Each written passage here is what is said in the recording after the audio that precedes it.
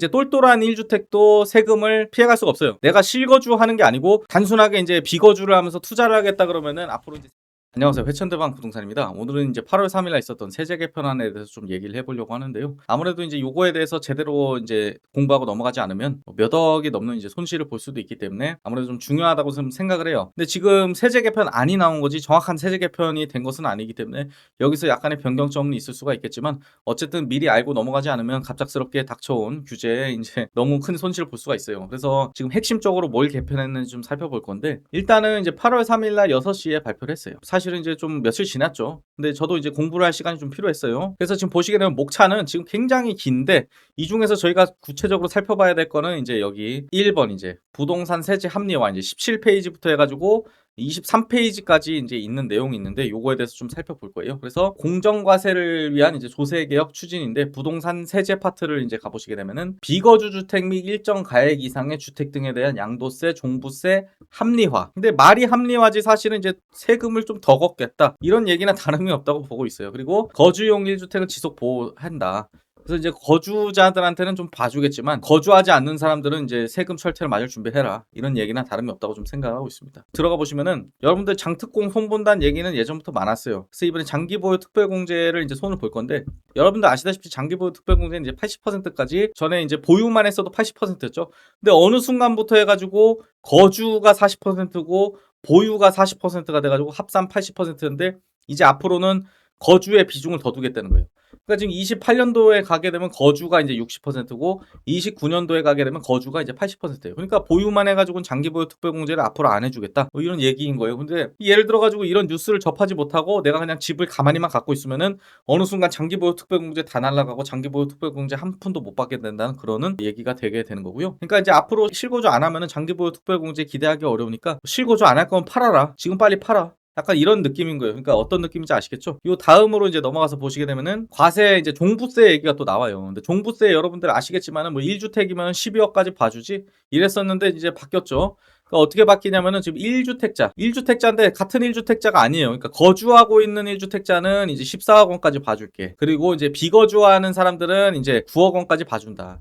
그러니까 1주택자의 이제 경우에는 12억까지 봐줬었는데 다주택자가 9억이었잖아요. 근데 주택 수에 상관없이 이제 공시지가로 가겠다 이 얘기예요. 그러니까 거주를 해야지 14억이고 비거주하면은 이제 집이 한 채밖에 없어도 9억이 넘으면은 세금 과세를 할 거다. 근데 만약에 내가 다주택자가 돼버렸다. 그러면은 이제 기본 공제는 이제 4억밖에 안 되는 거고 여기에 이제 옆에 플러스 5억이 있어가지고 이 5억은 뭐지 하고 봤더니 거주를 해야지 이게 곱하기가 되는 건데 여러분 예를 한번 들어볼게요. 공시지가 5억짜리 집을 내가 두 개를 갖고 있어요. 그러면은 주택가액 합계액은 10억이고 거주용 주택가액은 5억이죠. 그럼 2분의 1이 되죠. 5억 곱하기 2분의 1 하면은 기본 공제 금액은 6억 5천이 되는 거예요. 4억 더하기 2억 5천이죠.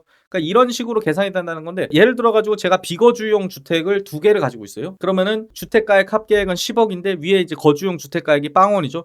그걸 곱하기 0 하면은 0이잖아요. 그러면 기본공제 금액은 4억밖에 안 되기 때문에 기존에 이제 5억짜리 주택을 두 개 가지고 계셨던 분들은 갑자기 기본공제액은 4억으로 줄어들게 되면서 나머지 6억에 대한 세금이 발생을 할 수가 있게 되는 그런 구조로 이제 개편이 된다고 보시면 될 것 같아요. 그러니까 갑작스럽게 이제 내가 집을 그렇게 비싼 걸 가지고 있는 것도 아니었는데 종부세를 내야 될 수도 있게 되는 거고요. 그리고 지금 보시게 되면은 종부세 세율도 올라갔어요. 그러니까 지금 현행 세율이 있고 옆에 27년도 세율이 있고 28년도 세율이 있는데 다 지금 이제 세율이 올라가고 있는 모습을 보고 있어요. 그러니까 지금 뭐 거주 안 할 거면 앞으로 이제 집 사면은 이제 세금이 많이 발생을 하게 된다는 걸 좀 알아야 된다. 이렇게 좀 볼 수가 있겠고요. 그래서 이제 앞으로 좀 똘똘한 한 채, 그러니까 비거주용 똘똘한 한 채로 이제 서울에다가 묻어두고 계신 분들이 있었는데 그분들한테 이제 앞으로 계속 이제 세금이 나오게 되면은 사실은 이제 집주인이 세금을 부과가 이제 되긴 하겠지만 이건 이제 제가 봤을 때 월세가 올라가는 요인도 될 수가 있겠다고 좀 생각을 하고 있어요. 왜냐하면 집주인이 세금 감당이 안 되면 월세가 없어질 텐데 그 월세가 이제 나오기를 바라는 사람들이 이제 소비자들이 있다면 그걸 이제 수요를 하게 되면은 결국에는 이제 월세가 올라간다는 의미가 되겠죠. 그리고 저는 요게 이제 요거 보면서 조금 웃었었는데 그러니까 뭐냐면은 이 위에 이제 장기 거주 1주택에 대한 양도소득세 기본공제 확대. 이거는 뭐 어쨌든 10년 이상 거주했으면은 기본공제를 뭐 250만 원에서 2,500만 원까지 늘려주겠다. 그러니까 연 2,500만 원 이제 늘려주게 되면은 아무래도 이제 그래도 세금이 이제 몇 억씩 나올 텐데 2,500이 저는 좀 크게 느껴지진 않는데 어쨌든 저는 요거보다 더 밑에 게 중요하다고 생각을 하는데 고령 1주택자에 대한 한시적 양도소득세 과세 특례 신설. 근데 요게 내용이 되게 재밌어요. 뭐냐면은 65세 이상의 1주택자가 수도권 주택을 처분하고 근데 수도권이라고 하면 6.27 대책 때 경기도도 포함이 됐었습니다. 그럼 경기도도 이제 마찬가지고 이제 수도권 주택을 처분하고 비수도권으로 이주했을 때는 27년도에 이제 50% 그리고 28년도에 30% 양도세 감면을 해주겠다. 근데 잘 보시면 한도도 있으니까 좀 조심하셔야 돼요. 그러니까 50%일 때는 이제 5억 원 한도고 30%일 때는 3억 원 한도인데 어쨌든 간에 이제 서울집이나 뭐 이제 경기도권 집을 팔고 뭐 바깥으로 나가주면은 양도세를 깎아주겠다. 그러니까 이거는 좀 어찌 보면은 65세면은 은퇴를 해야 되는 나이잖아요. 은퇴하신 분들은 이제 시골에서 좀 살아주시면 안 될까요? 그 젊으신 분들 이제 들어와서 일을 좀 해야 될 것 같은데. 그러니까 이런 의미로 이제 정책을 내신 건지는 모르겠지만은 원래 이제 어디서 사는지는 난 서울에서 살고 싶어 나이가 들어도 뭐 이런 분들도 있을 수 있고 그런데 아무튼간에 이제 자꾸 이렇게 바깥으로 나가야 될 것만 같은 그런 느낌의 이제 정책들이 좀 펼쳐지고 있는 상황이고요. 옆에 이제 세컨드 홈에 대한 것도 있는데 이것도 좀 재밌어요. 그러니까 예를 들면 이제 공시가격이 있죠. 공시가격이 이제 4억 원인데 지금 현행은 지금 인구 감소 지역이나 인구 감소 관심 지역만 해당이 됐었는데 이 이후에 이제 신규 확대 지역이 있다고 합니다. 지금 이제 신규 확대 지역 같은 경우에는 지금 현재 정확하게 정해지지가 않았기 때문에 나중에 세제 개편 아니고 정말 이제 세제 개편이 이루어졌을 때 어느 지역인지 발표가 나겠지만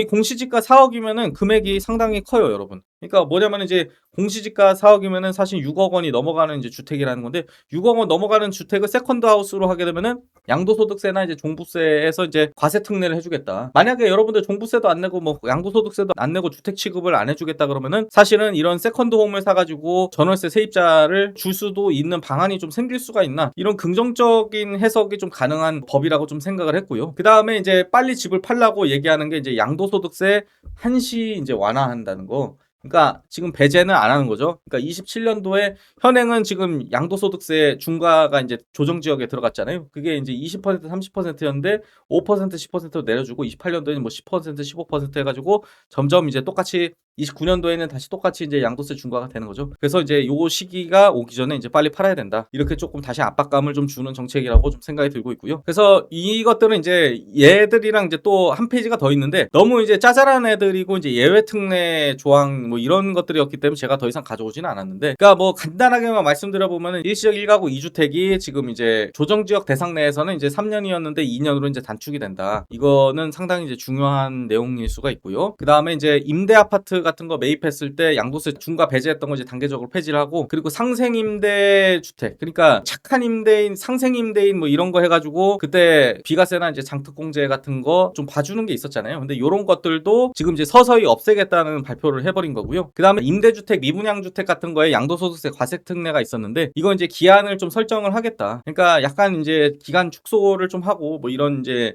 앞으로 이 특례 같은 거가 점점 이제 줄어들면서 그런 방향으로 이제 가겠다. 이런 얘기가 좀 나온 거라고 봐요. 여러분들 오늘 일단은 결론을 한번 내려보자면은 이제 똘똘한 1주택도 세금을 피해갈 수가 없어요. 내가 실거주 하는 게 아니고 단순하게 이제 비거주를 하면서 투자를 하겠다 그러면은 앞으로 이제 세금을 좀 많이 매기겠다는 이제 정부의 방향성이 보였고요. 그리고 투자와 이제 거주가 일치를 해야지 이제 세금을 피해갈 수가 있다. 그러니까 내가 만약에 투자를 하겠다 그러면은 이제 괜찮은 동네로 이사 가가지고 거기서 이제 거주를 해야지 나중에 이제 양도세 뭐 비과세나 아니면은 뭐 장특공이나 이런 거를 받을 수가 있다는 얘기겠죠. 그리고 빨리 팔으라는 압박감 심어주는 정책도 상당히 많았고요. 근데 이제 제가 걱정을 하는 건 어쨌든 이제 다주택자들이 많이 사라지게 되면서 그리고 요즘에 1+1 해가지고 임대차 기간이 이제 4년까지 요즘에 거의 다 대부분의 분들이 이제 보장을 좀 많이 받고 있잖아요. 그러다 보니까 전월세 공급이 안 그래도 줄어들고 있었는데 다주택자들을 또 이제 압박을 하게 되면은 이제 전월세 공급이 더 없어져가지고 전월세는 부족하고 매매 물량 같은 경우에는 더 늘어날 전망이라고 좀 보고 있어요. 그래서 제가 봤을 때는 근데 서울의 핵심 지역에 이제 거주를 하더라도 종합부동산세가 나오고 있는 그런 이제 너무 비싼 아파트 말고 이제 서울 중에서도 이제 서울 외곽 지역에 있는 애들이 갑자기 조금 더 이제 떠오르지 않을까. 그리고 경기도도 이제 서울에 근접한 애들 이런 애들이 앞으로 이제 조금 더 투자의 가능성이 있는 것이 아닌가. 좀 이런 생각이 좀 들었고요. 그리고 제가 봤을 때는 이제 조만간 자꾸 이런 정책을 펼치다 보면은 경기 북부 쪽에도 매매를 이제 해야만 하는 상황이 올 거라고 좀 느껴지고 있어요. 과연 이제 그게 이제 언제쯤 벌어질지는 저도 정확하게 예상은 할 수 없지만, 여러분들 오늘 영상 유익하셨으면은 구독과 좋아요 눌러주시고, 여러분들 이번에 이제 83 세제 개편안을 보시면서 좀 느낀 게 있으시면은 댓글로 혹시 이제 의견을 공유해 주시면은 저도 한번 댓글 달아가지고 답변 드리도록 하겠습니다. 여러분들 시청해 주셔서 감사합니다.